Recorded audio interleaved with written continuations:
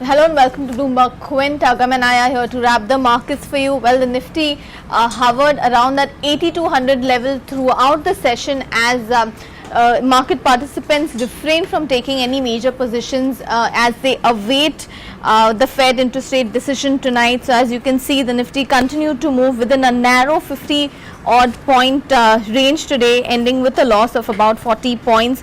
The fact that Europe was trading with a negative bias of course did not really help, but the November WPI data number that came at a 5-month low and November CPI at a 2-month low, this failed to really cheer the markets as the Fed decision superseded all the domestic cues right now.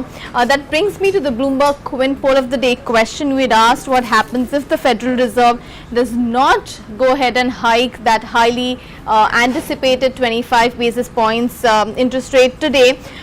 Interestingly, 56% of the participants believe that the markets will rally if that were to happen. 26% said that the markets are likely to sell off, as it would probably send a signal that all is not well as far as the US economy is concerned.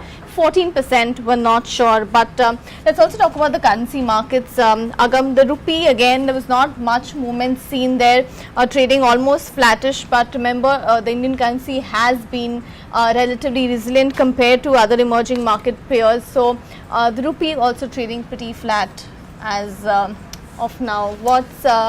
I believe there's not going to be much trading volume on the F&O front either. Yes, the trends hold still for the third straight day. We haven't seen a lot with respect to turnovers in the cash markets, and when it comes to the futures and options market as well, you're looking at turnovers standing around just around 2.5 lakh shares, 2.5 lakh crores. So that's average for even the F&O market. We have seen some amount of activity, and in addition towards open interest in the Nifty futures as well as the Nifty Bank futures, but it does not necessarily mean that this is towards selling just because we've seen the index decline as well.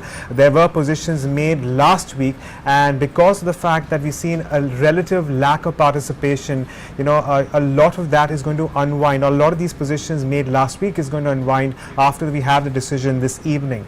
That said, with respect to what's happened in the options market today, once again we have seen more writing in the 8300 and the 8200 calls. Similarly, more writing happening in the 8000 puts. So with respect to the range that we're looking at based on maximum open interest, it is between 8000 and 8300. So nothing has changed, and needless to say, a bulk of these traders are waiting for that big decision tonight. Absolutely right. Even if you look at the Nifty, 2-3 stocks that stood out, of course, Coal India, it saw a loss, a huge significant cut of about 4.5% on missing earnings estimates for the September ended quarter. Aurobindo Pharma also lost over 2% after fire broke out at its Srikakulam API unit. Eicher Motor, of course, continues to bear the brunt of demonetization-led fears. On the other hand, Axis Bank was leading gainers with 3% run. IT stocks were also figured amongst the gainers. So you had HCL Technologies, you have Infosys and Wipro standing amongst some of the gainers today.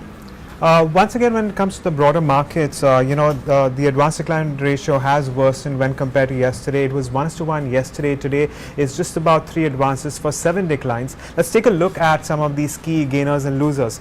So yesterday's gainer, Swan Energy, has lost and is looking at profit booking, is now declined by as much as 15%, followed by Kaveri Seed Company. Now this is also declining on account of its quarterly numbers.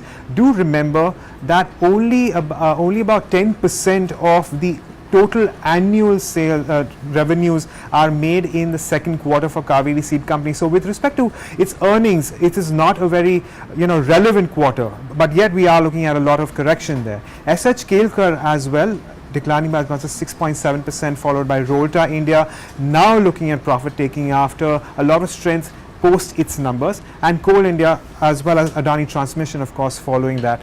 Himachal Futuristics on the gaining side, up 6.5%, followed by Aarti Industries. You also have some gains coming in, Deepak Fertilizers, KSP Pumps, as well as Hindustan Construction Company, followed by BASF. But once again, there will be there won't be too much position taking as we have seen today. We have a user question right now, and this is from Shama Haldar. Which share will be up the most? And I suppose this is regarding the FII, the Fed rate decision. Well, Shama, honestly, we're not in a position to answer that question right now, but we can tell you that it will most certainly be the FII, related stocks. Especially the biggest Nifty counters, which may see a lot of pressure, or for that matter, may see a lot of movements. But whether or not they are going to decline or move up, well, that is going to be dependent on the kind of decision the Federal Reserve takes this evening. And Uday Shah also asks, what's the future of RICO India? Well, for that, Uday, I will have to get back with you because RICO India right now is in a lot of trouble, as we all know. And we'll just have to wait for more developments to come in. But that's as far as your broader markets go. What are we looking forward towards moving in tomorrow, other than the Federal Reserve? Exactly, what else but the FOMC meet, Agam. But talking about the FOMC meet, of course, the intensity of that FI selling pressure had actually reduced over the past few days.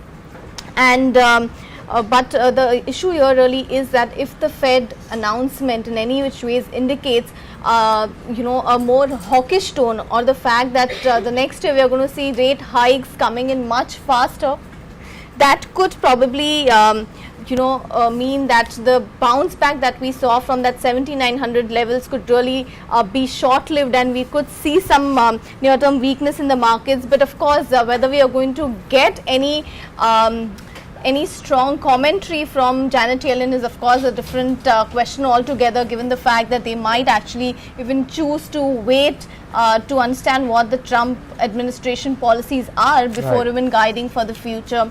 But that's what we are looking out for. Right, absolutely. Of course, we will have plenty more voices coming in, and who will be talking to us and talking through all that we can expect from the Fed commentary.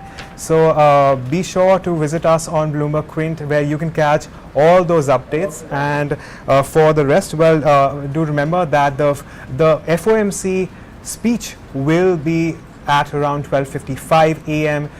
on Thursday morning. That is just a few hours from now, so you can also keep an eye on that. Of course, we are also available on the social media, on Twitter as well as Facebook, so stay tuned in.